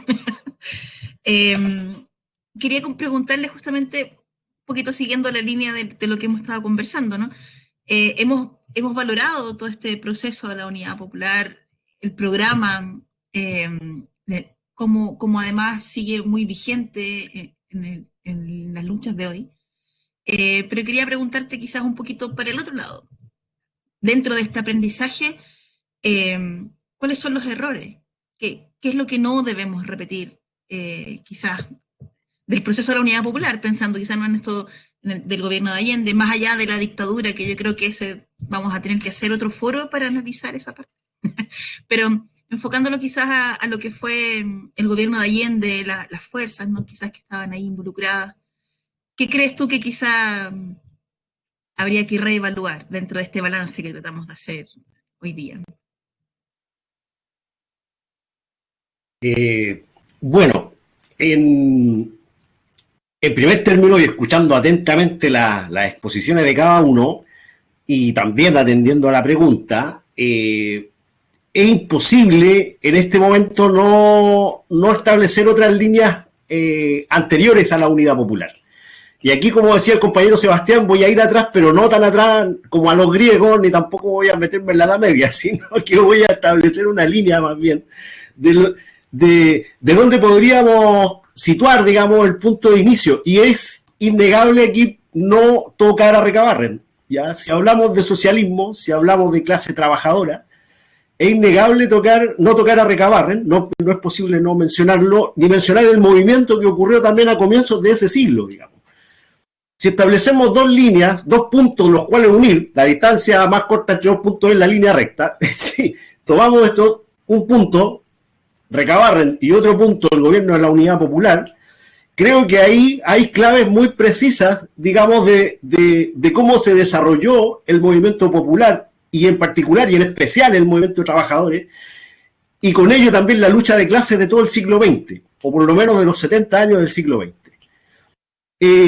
Cuando al comienzo de esta exposición estaba hablando acerca de educación y cómo fueron los logros del gobierno popular en educación, también puedo volver atrás a Recabarren, y en ese momento lo que se pensaba de la educación era que el sindicato, la casa sindical, era el lugar donde los trabajadores y las familias tenían que educarse, ¿ya? Ahí es donde se estaba educando, se estaba realizando la educación de clase. Proponía eso Recabarren hace ya poco más de 100 años, ¿ya? Y bueno, todo esto innegablemente madura al calor también de la Guerra Fría, al calor de dos guerras mundiales, al calor también de un desarrollo, de un desarrollo también a partir de la Corfo que se da en Chile a partir de los años 30, 40, perdón, de los años 50, más bien con precisión, un poco perdido. Y con esto también nos encontramos de que todo este siglo XX de luchas alcanza un proceso y su punto alto y su punto cúlmine en el gobierno popular. La pregunta que planteamos ahora, a partir de ahí, ¿cómo lo hacemos hoy día, digamos? ¿Cuál es la vigencia del socialismo hoy día? Socialismo o barbarie plantea, digamos, el inicio de este foro. Y bueno, para eso es, creo, necesario mirar las experiencias del pasado. Bueno, para eso va la pregunta, pero aquí también voy a tocar otro tema importante. Y con esto voy a citar a Fidel también. Fidel, cuando se cumplen los 50 años de la Revolución Cubana, y él cuenta de que va a entregar un discurso al pueblo, se encuentra de que el pueblo que existió 50 años atrás ya no es el mismo, digamos. El pueblo ha cambiado, sin embargo, Fidel dice, le estoy hablando al mismo pueblo, pero son dos pueblos distintos, digamos. Bueno, cosas que plantea, digamos, la lucha, ¿no? Hoy día también podemos hablar de Recabarren, y estamos hablando de un pueblo, y estamos hablando también del pueblo de los años, del gobierno popular también como dos pueblos distintos, y el pueblo que está hoy día también podría ser algo distinto. Sin embargo, hay una conexión, hay una conducción ahí, digamos, para nuestra mente, digamos, o para nuestra, digamos, para nuestro ojo, digamos, son dos pueblos, digamos. En el contexto histórico, por cierto, es el mismo pueblo, digamos, el que ha ido avanzando, el que ha ido madurando y el que se supone, digo, tiene que haber ido aprendiendo. Creo que el golpe fuerte acá se dio precisamente hacia el sector sindical, ¿ya? Hacia el sector de trabajadores. Ahí es donde, dentro de todo, digamos, todos los golpes que se produjeron, ahí se produjo uno más fuerte. Pero no fue un golpe únicamente destinado a quitar derechos laborales, sino que fue un golpe también destinado a quitar la educación de la clase obrera, a eliminarla, ¿ya? Y con eso, bueno, ya podemos ver que en estos 30 años, digamos, ha sido también uno de los puntos clave, digamos, y que ha sido un tanto el resorte en la última década de las demandas sociales, ¿ya? Y eso, digamos, una recomposición, digamos, de ese pueblo, digamos, creo que estaría, habría que centrar el trabajo más bien en educarlo precisamente y en entregarle también estos elementos históricos, en contar esto que estamos haciendo nosotros hoy día, por ejemplo, de evaluar este evento latinoamericano, este evento mundial, cuál fue la elección del gobierno popular, digamos, ponerlo hoy día en evidencia y poder contarlo, creo que es muy valioso. Y por supuesto, se nos queda en el tintero, por ejemplo, hablar del proyecto constitucional del gobierno popular, digamos. También había acá una idea de proponer una constitución con un parlamento unicameral, por ejemplo, que es una discusión que hoy día nos estamos llevando a cabo adelante. Hoy día estamos viendo si aprobamos o no aprobamos escribir una nueva constitución, digamos. No estamos planteando para nada todavía cómo queremos que sea el Parlamento, cómo queremos que sean las instituciones. Sin embargo, el pueblo chileno, la clase trabajadora, en esta historia, digamos, desde Recabarren en adelante, por cierto, ya tiene su programa escrito, digamos. Hay muchas cosas que consideramos, digamos, ya están escritas y solamente, digamos, hay que ponerla en nuevo contexto para el nuevo pueblo. Creo que ahí está el aprendizaje, ahí están también las proyecciones para un proyecto socialista real en Chile, y la estrategia es cómo instalar también este lenguaje dentro del pueblo chileno, digamos, cómo instalar el socialismo como la emancipación de los trabajadores chilenos, cosa que se viene hablando ya desde Recabarren y ha sido, digamos, y nos hemos convocado aquí precisamente para continuar, digamos, ese mismo camino. Eso sería, compañera. Muchas gracias. Bueno, sí, un ineludible, como se dice en Recabarren, sin duda. Particularmente en Chile, pero también para Latinoamérica, sin duda. Bueno, van a salir hartos foros, creo yo, de estas ideas, en los que podamos ir conversando estos temas, porque, bueno, está interesante en realidad, pero se nos acaba el tiempo para no agotar tampoco a nuestra audiencia, pero quiero quizás dejarles un último minuto, quizás para poder redondear alguna idea, algo que les haya quedado en el tintero, o alguna disidencia, no sé, algo que quieran ahí puntualizar ahí para ir terminando ya este panel. Partiríamos con Sergio, si te parece bien.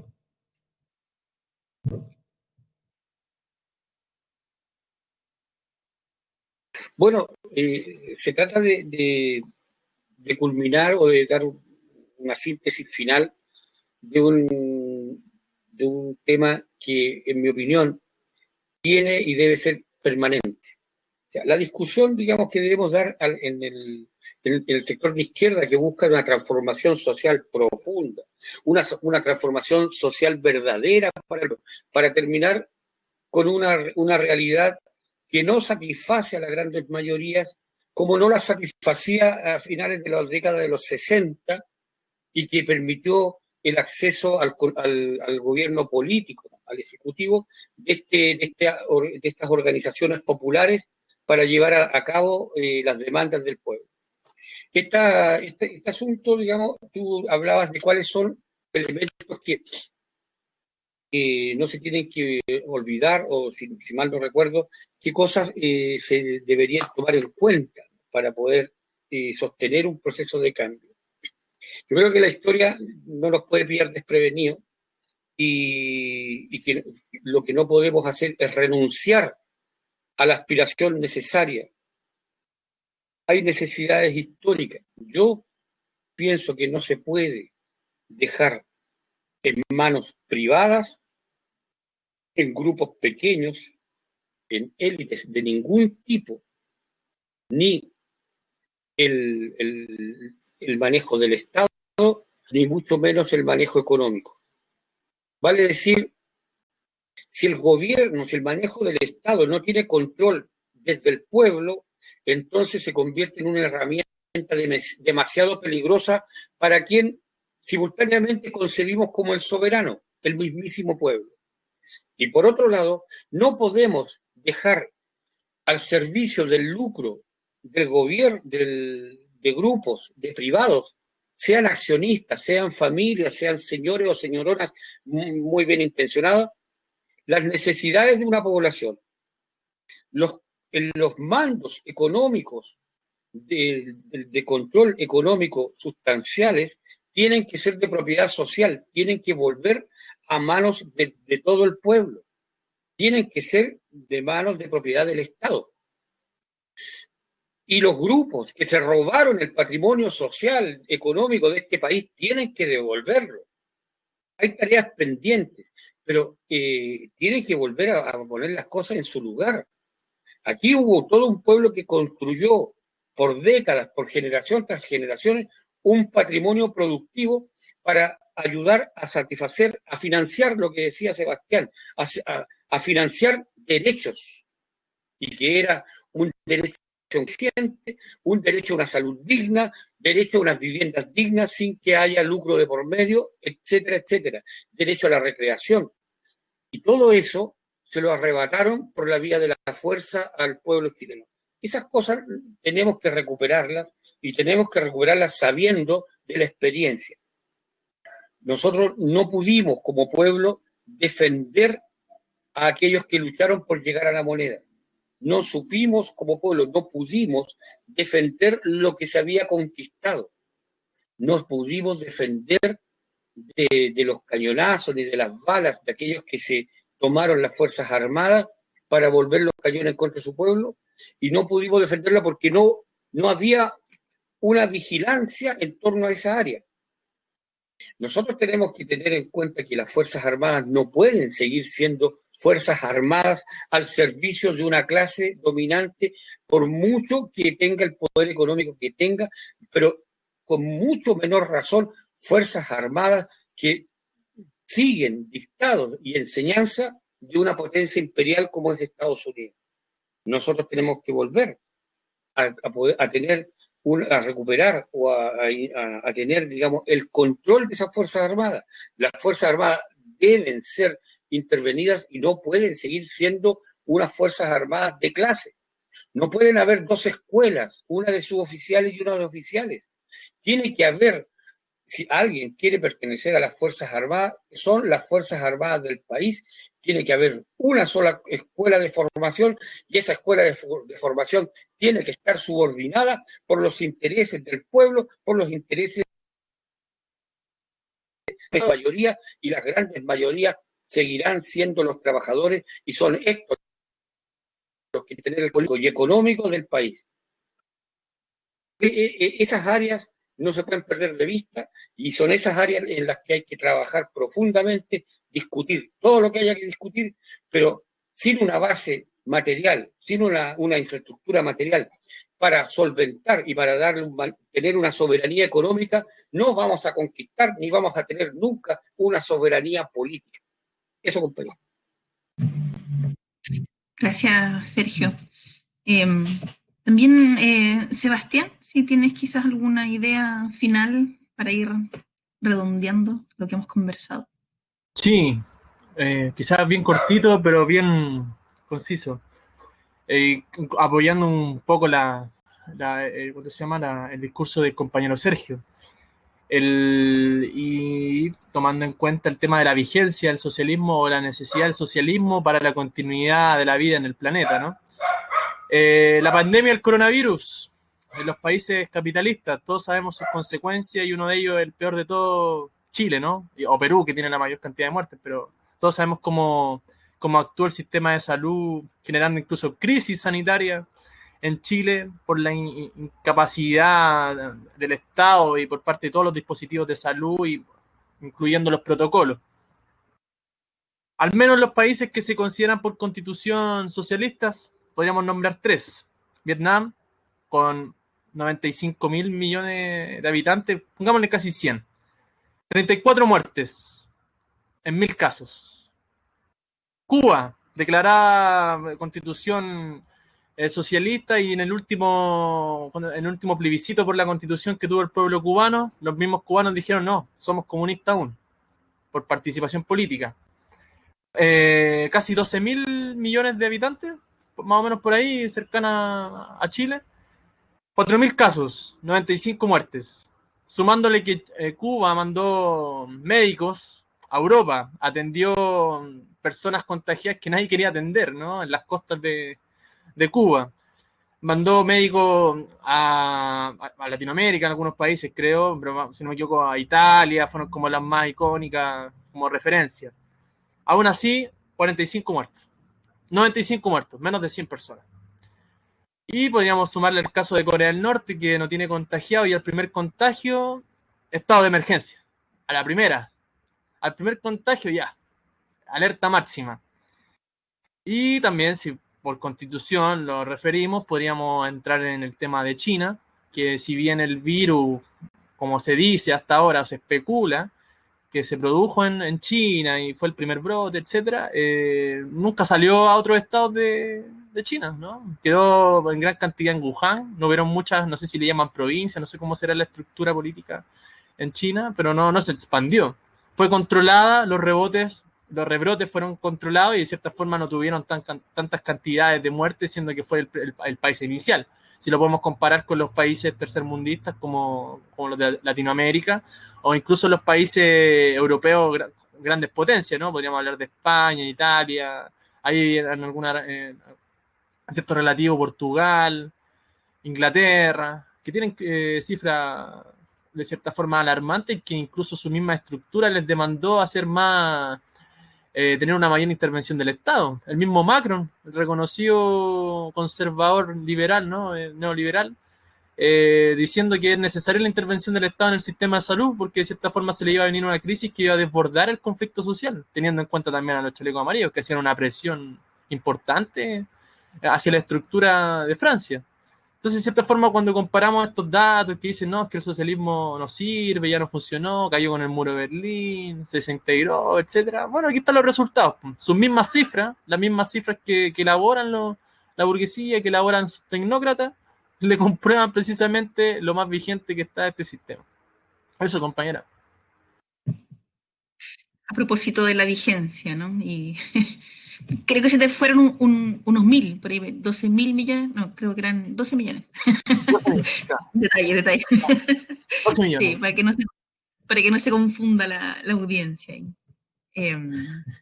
Seguimos entonces, para ir cerrando justamente esta idea con Álvaro.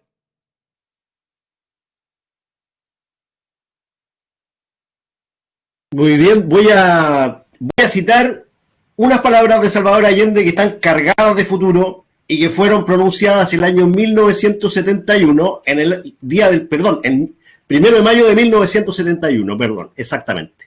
Y fueron pronunciadas en el discurso del Día de los Trabajadores. Y dice, quiero recordarles que tenemos un programa que vamos a cumplirlo cualesquiera sean las dificultades que tengamos que vencer, para que Chile rompa el retraso, la cesantía, la inflación, la miseria moral y fisiológica, para que el niño tenga futuro y el anciano tranquilidad. Debemos aprovechar los excedentes que producen economías e invertirlos planificadamente en el desarrollo económico y social de nuestro país. Por eso es que son fundamentales las nacionalizaciones para fortalecer el área de la economía social de la que habla nuestro programa. Por eso vamos a nacionalizar las riquezas fundamentales en manos del capital foráneo, así como a los monopolios que actualmente también detentan el capital extranjero o el gran capital nacional. Esto es lo que pronunciaba Allende el año 1971. Creo que no hay más palabras que agregar. Y bueno, sí hay palabras que agregar. Muchas gracias por la invitación, muchas gracias por supuesto a Asambleando, a la hora del pueblo que lucha, y muy encantado y agradado también de haber estado participando en este foro por los 50 años del triunfo popular. Muchas, compañero. Pucha, que no sé, da como entre rabia, nostalgia, alegría, esas palabras, ¿no? Esos discursos. En fin, quedémonos con la alegría de eso, ¿no? Con el amanecer espera, esa es la idea. Y para finalizar, entonces, dejo a Eduardo con algunas palabras al cierre. Sí, yo creo que todo lo que se ha dicho contribuye y es parte de algo que compartimos en común, y a eso me quiero referir. Me parece que como luchadores de este tiempo somos también parte de esa ardiente paciencia que ha tenido que atravesar un periodo muy largo de subordinación, de sometimiento del pueblo, de explotaciones extremas, porque lo que tenemos hoy día es una explotación todavía más extrema que la que se ha conocido en la historia. La lógica de la deuda como mecanismo de sostén de los estándares de calidad de vida, sujeta además a un sistema de alienación social, nos imponen tremendas oposiciones de parte del sistema para nuestro proceso de emancipación como clase, como humanidad. Me parece que en ese sentido nuestra tarea principal como organizaciones, como parte de este pueblo movilizado que se ha dicho que Chile despertó del 18 de octubre, es una cuestión también de organización, es una cuestión de resolver los problemas históricos que antes nos legara también nuestro pasado como clase. Seguramente una de las debilidades de la Unidad Popular fue replicar la lógica republicana y constituir una fuerza que tenía que tomar finalmente el poder en una diversidad de partidos que trataban y acordaban prácticamente la lógica misma en que se sostenía el poder, y eso creo que era una debilidad. Pienso que en esta etapa, y esta es una cuestión para las discusiones que tendremos en adelante seguramente, como colectivos, como sindicatos, como el colectivo Manuel Henry Rebolledo, como las muchas organizaciones que involucradas en el proceso de la revuelta popular, en el sentido de que necesitamos la unidad, y esta unidad se tiene que construir en una forma nueva, en una forma que recoja esa experiencia para también aprenderla. Y me parece que en ese sentido hoy día no es casual que los partidos se vean a la vera, y que incluso los partidos de izquierda hoy día resulten ser mucho más liberales que socialistas. Se trata de ser francos con las masas populares, con la mayoría social que tiene que emanciparse. Se trata de hablar, como decía Sebastián, del socialismo sin que eso sea un complejo, ¿sí? Como una perspectiva real de transformación, que no la va a dar este régimen y que no la va a dar con las solas reformas, porque nosotros tenemos que empujar un proceso que busque la salida definitiva de un sistema que está en colapso. Y en ese sentido ya está la existencia de este desarrollo de la experiencia social en la organización de las ollas comunes, de la solidaridad, del apoyo a los más abandonados por el sistema, en las asambleas que están desarrollando una experiencia de deliberación política que no habían tenido en los sindicatos consecuentes, que están poniendo otro pie distinto y que aspiramos superen a los sindicatos que han sido domesticados por la corrupción, al sindicato empresa, todo un sistema para impedir que el pueblo pueda salir adelante y pueda retomar su lucha de emancipación. Entonces tenemos una tarea tremenda de organización y de unidad que este mismo panel abre como una conversación de futuro y que tendrá que resolverse por la vía de la unidad, de justamente detrás de unas transformaciones que son la continuación del proceso de la unidad popular. En nuevos términos, como contaba el compañero, a propósito de que no es este mismo pueblo ya no es el pueblo de antes, ya no es tampoco la misma experiencia. Sin embargo, las experiencias que estamos construyendo actualmente, se enfrentan al mismo adversario, a la misma clase burguesa, y se enfrentan a sus nuevas armas y juguetes de guerra.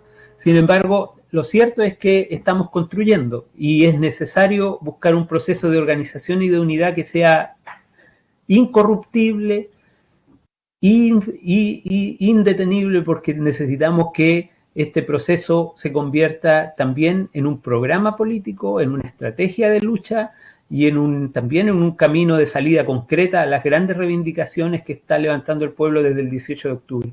Tenemos un desafío y el desafío lleva el nombre, sin duda alguna, del proceso histórico que abriera la unidad popular. Así que un abrazo también para usted y avanzar en la vía de la liberación y del socialismo.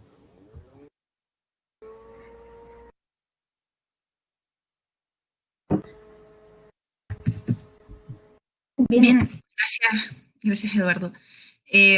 Bueno, yo quería hacer un pequeño comentario también, así como el pueblo de entonces que logró el triunfo en la Unidad Popular fue castigado, reprimido y apresado, también lo ha sido el pueblo que ahora ha estado en las calles desde el 18 de octubre. Bueno, continuamente, ¿cierto? ¿No? Vemos cómo son las luchas, sobre todo en el Gualmapu, cómo han sido castigados en ese sentido, sobre todo con prisiones preventivas brutales. Y no olvidar eso, no olvidar a nuestros presos políticos, nuestros presos y presas políticos, que están ahí y por los que queremos indudablemente su liberación y justicia, por supuesto, por todas las violaciones a los derechos humanos que se han cometido en estos meses y hacia atrás, también en estos 30 años y también en la dictadura. Está muy al debe Chile en ese sentido y creo que es importante siempre mantener alzada esa bandera de lucha de la libertad para nuestros presos y presas políticas. Eso, no podía dejar de decirlo. Y agradecerles entonces, compañeros, nuevamente, a todos quienes nos están viendo también, agradecer que nos hayan escuchado, aquí a los compañeros del colectivo Manuel Alejandro Rebolledo y del Centro Social y Cultural El Sindicato, en el día de hoy que conmemoramos entonces los 50 años del triunfo de la Unidad Popular. Bueno, me imagino que eventualmente podríamos hacer otros foros de los mismos temas que han salido aquí. Ha sido muy interesante la conversación, así que muy agradecida y espero nos estemos viendo prontamente.